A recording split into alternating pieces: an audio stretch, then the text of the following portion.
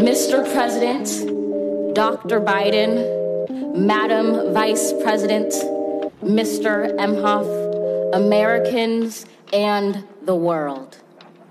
When day comes, we ask ourselves, where can we find light in this never-ending shade?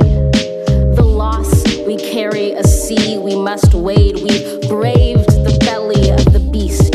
We've learned that quiet isn't always peace. In the norms and notions of what just isn't always just is. And yet the dawn is ours before we knew it. Somehow we do it. Somehow we've weathered and witnessed a nation that isn't broken, but simply unfinished. We, the successors of a country and a time where a skinny black girl descended from slave and raised by a single mother can dream of becoming president, only to find herself reciting for one. And yes, we are far from polished, far from pristine, but that doesn't mean we are striving to form a union that is perfect.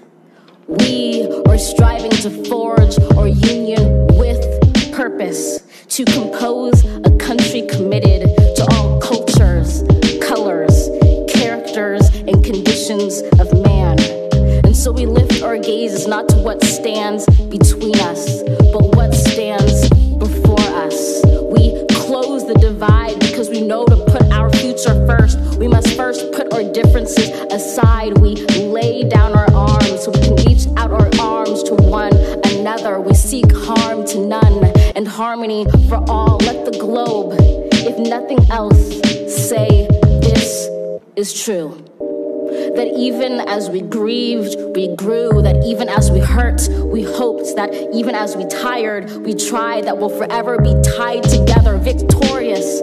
Not because we will never again know defeat, but because we will never again sow division. Scripture tells us to envision that everyone shall sit under their own vine and fig tree, and no one shall make them afraid.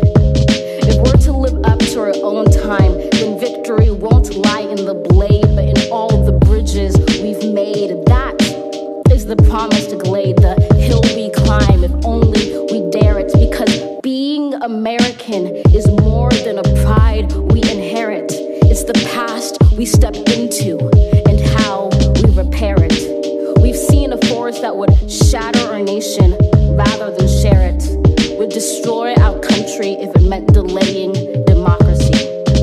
And this effort very nearly succeeded.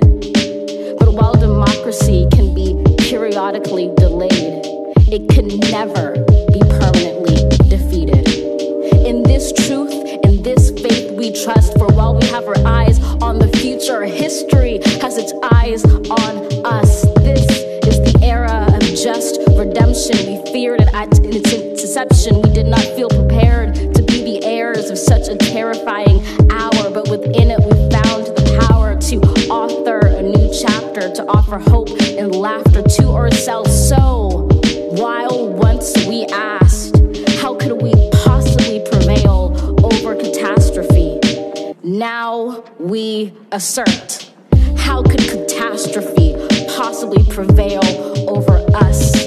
We will not march back to what was, but move to what shall be. A country that is bruised but whole, benevolent but bold, fierce and free.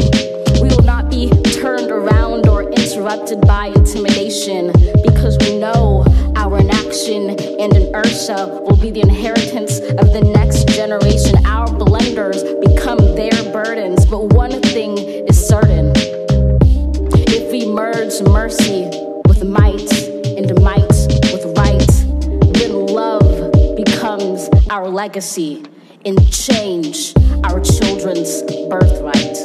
So let us leave behind a country better than the one we were left with. Every breath from my bronze-pounded chest, we will raise this wounded world into a wondrous one. We